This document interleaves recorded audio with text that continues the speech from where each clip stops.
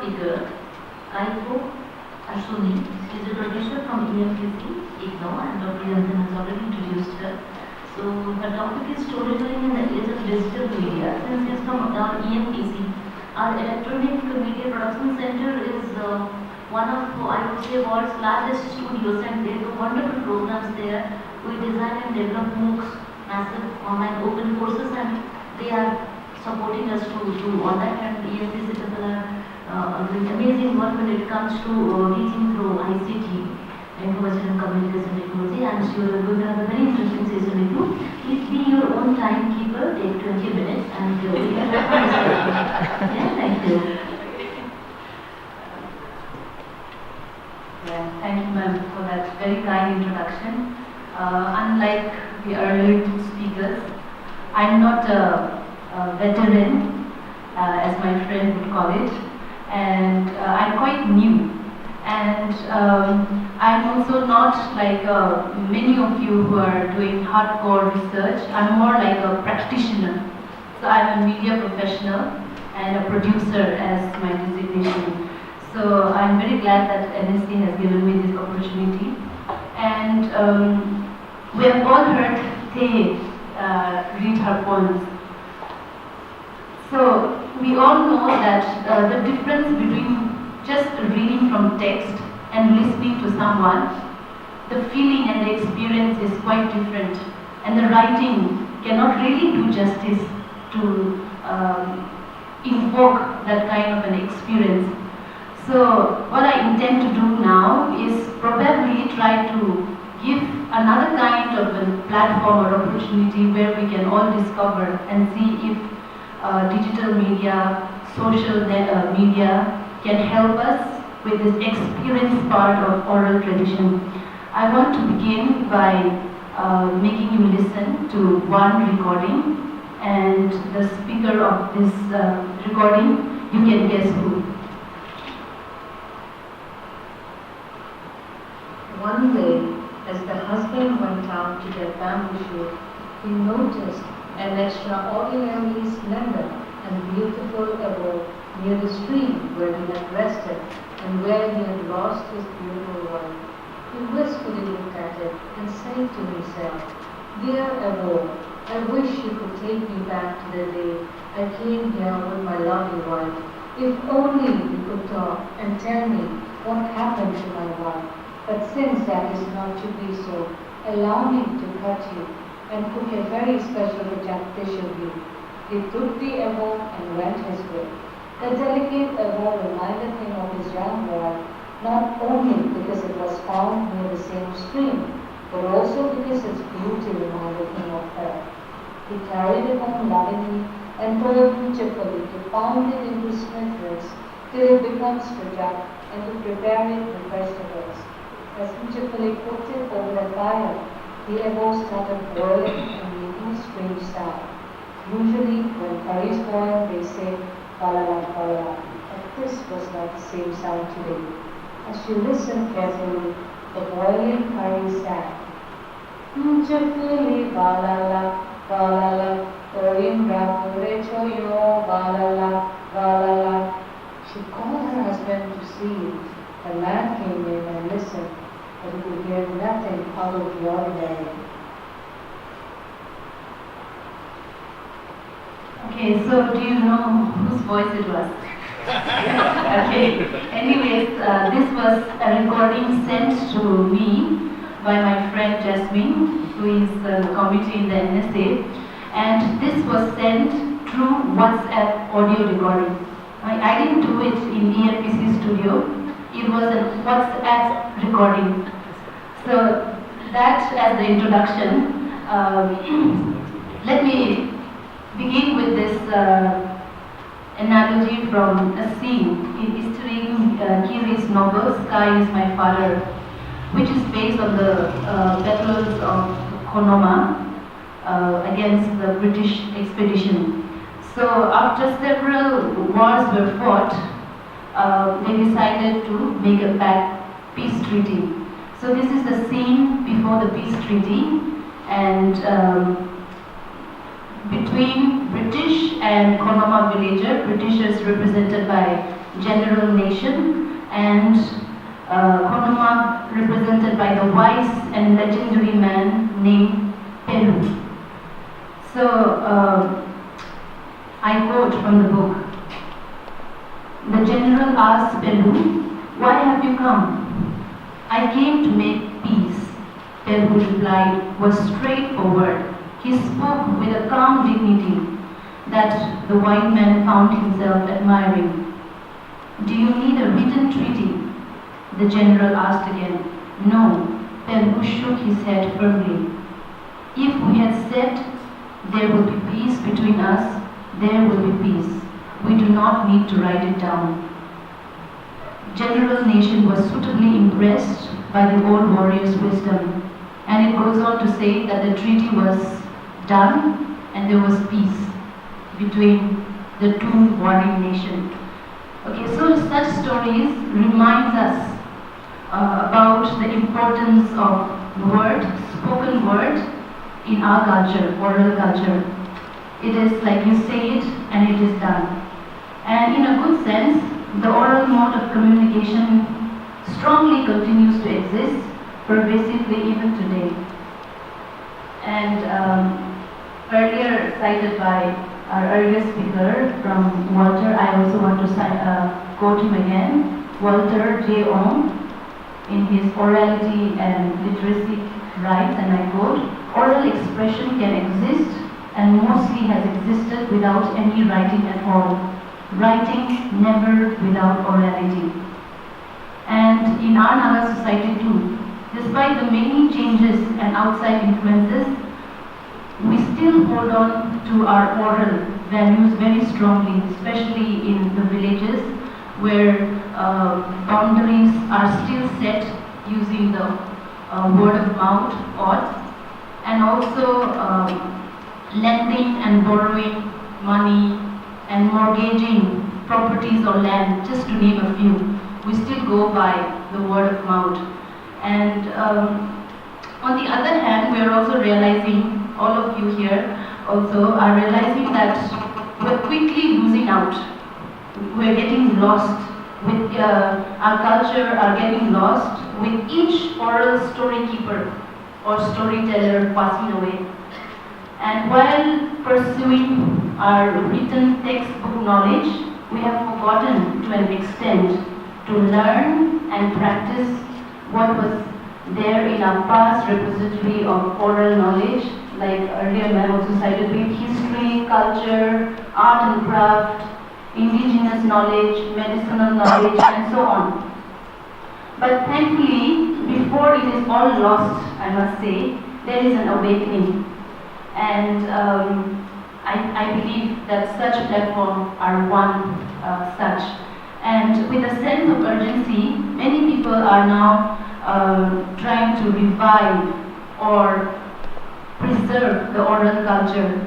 Songs, stories, poems, oral history are being translated, written and published like never before.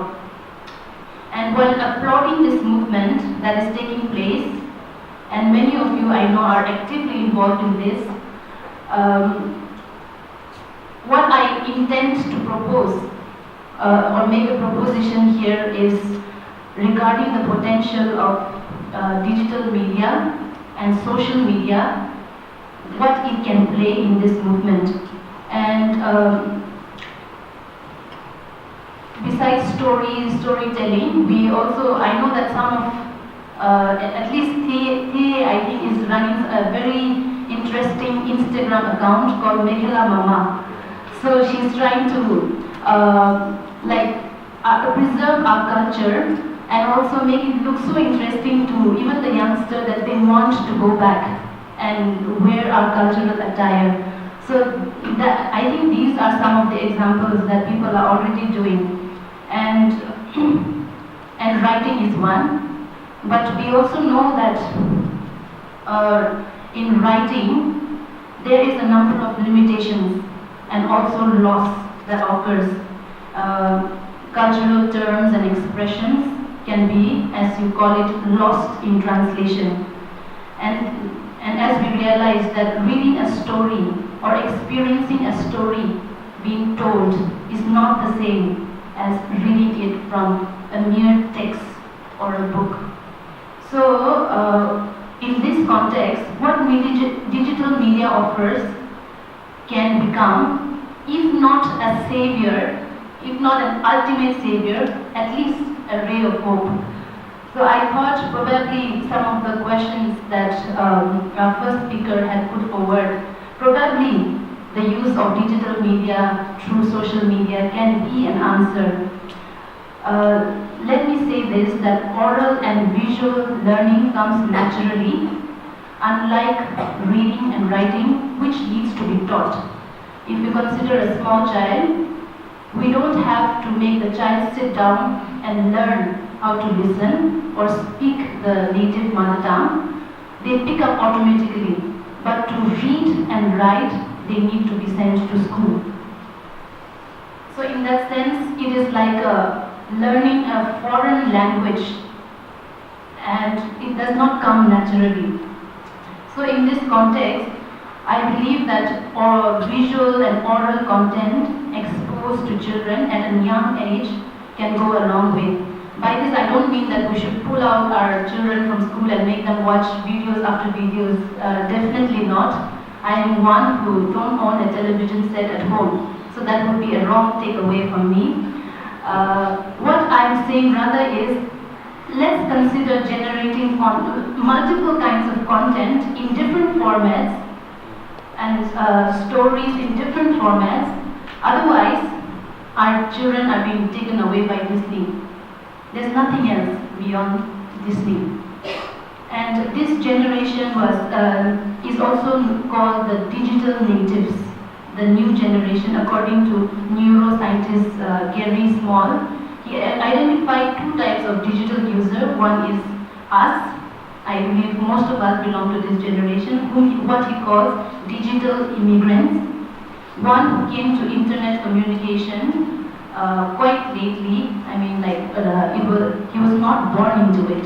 But there's this digital native who inhabited the terrain of internet from childhood. And they don't know any other word besides this. And they are also called, we are called the Y generation, and this new generation are also called the Z generation. So for this Z generation, this digital is native to them. And but I'm also not saying that we should all leave our profession and become filmmakers. What we have is everyone is carrying a smartphone in their pocket.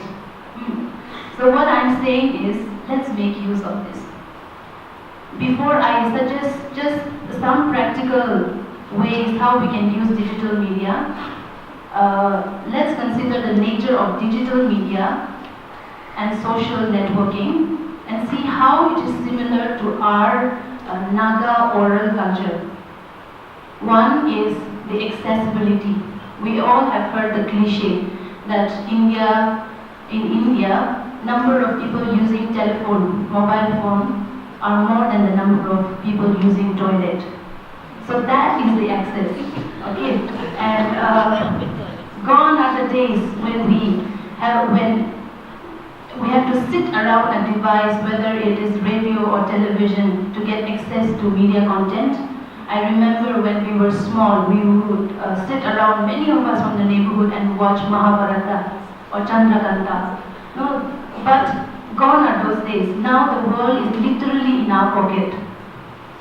So accessibility is no longer a question. And what about content production and generation of content? And again, there was a time when the mainstream, or now called traditional media, which is radio, print, and television, would give us stories they consider important through a process communication students would call gatekeeping. And as the audience of such stories, we had no choice but to consume whatever was given to us. And in contrast, now in the digital era, we have moved from one to many, which is one person giving information to many, and the the audience have no choice but to listen to him or her. We have moved to many. So we are moving from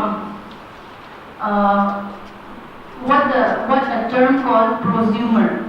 We are consumers and also producers. Okay, so the consumers of media content have now become active producers of the product. And in such an atmosphere, everyone has the privilege of telling his or her own story or any other story that he or she would like to share. And that brings me to my next point, which is the feature of sharing and downloading. Unlike a copy of a book which is limited, digital media offers opportunity to share the same copy multiple times without any generation loss. By generation loss, I mean damage in quality. And we can also download and keep it and use it whenever we want.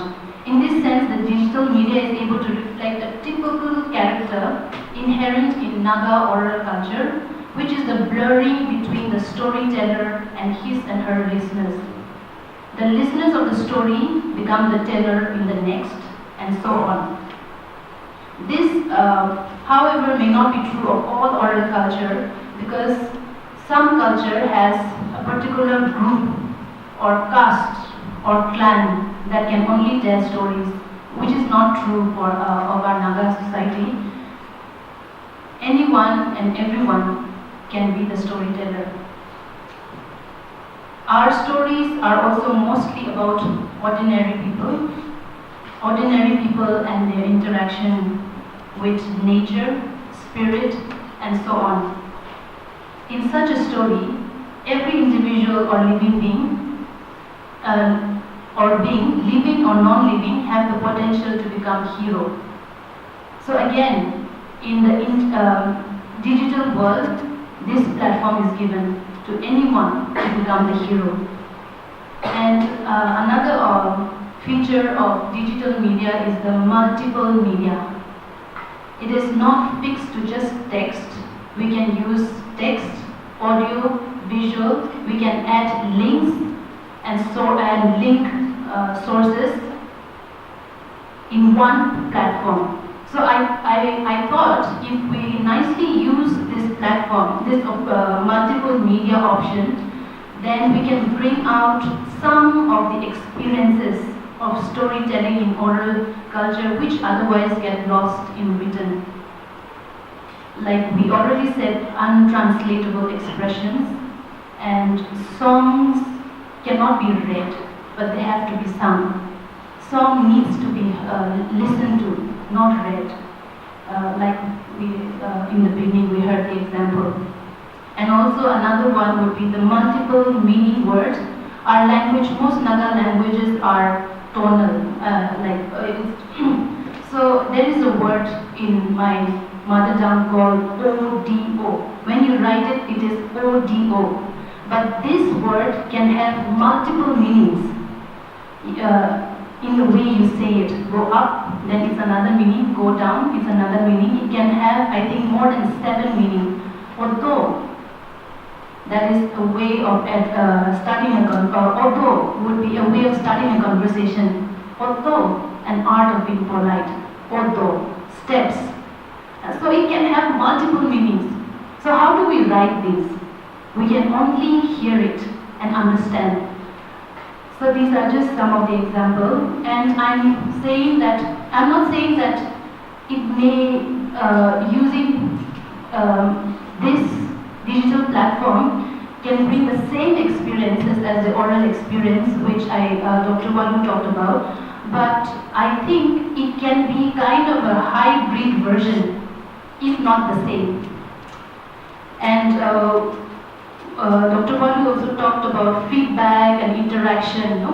So in digital media there is this possibility of getting feedback, if not instantly, like in course of time, the feedback, and more rapidly than in writing, the feedback can come to the writer or the producer of that content, and in the next post it can be corrected or included.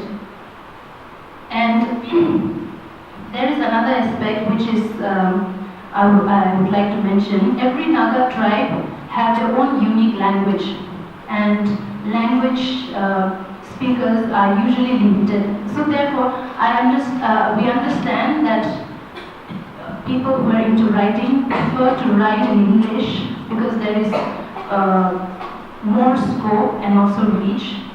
However, the native language narrating is losing out, and in this way we are not only losing the stories but also the language, the indigenous language.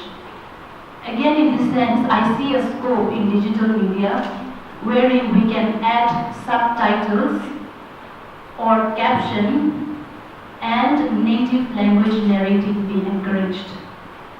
This will not only enable the preserving of the stories, but also learning and also handing down native narrating style and form, which may be unique to our own. So now I come to what does it look like practically? There is this movement called transmedia, which is about continuous engagement with a fan base. Typically, it would be either a book or a movie, followed by a cartoon of the same, followed by so many things, and then we have even clothes or toys. No? Like Disney is very good in this. It would include Facebook page, creating Twitter, Instagram account, and so on. So it's like basically, it's not I write a book, it's done and dusted, but it's about continuous engagement with the earned or the fans. So I thought this could be one platform we can explore. Another one is digital storytelling, which is again like a movement taking over, where people tell who am I story using the digital media, using text. They write about themselves, and they're using visual. They tell their story with a narration and picture. So digital storytelling can be one form we can explore, and blogging, which some of you are already doing, and e-book. I realized that some of the e-books audio can be incorporated in the e-books. So this is another platform we can explore. And also some of the children books come with audio CDs. So maybe this also something we can explore. And I don't know whether it would work or not, but there is one I wanted to show, but I think I will not show. You can check out on YouTube. There is one called WikiHow. That's by a Naga, Angul Naga, who is running a YouTube channel where he records stories, songs, record it using the indigenous language Angul, and then it is out there for everybody to see. So in a way, instead of doing field research over and over again, the same thing so many people doing, if you put it in a digital platform, what you have gathered, somebody else may also make use, and instead of going back so many times to the same place, and also we're losing out on the storytellers and anyways. So let's preserve whatever we have recorded in our field work and make it public so that people can use it, and that another researcher need not go to the field to do the same thing which you have already done, and we can encourage and pass on the information in this way. So I think the options are limitless, as many as there are imagination and creativity you can explore. So I end with that.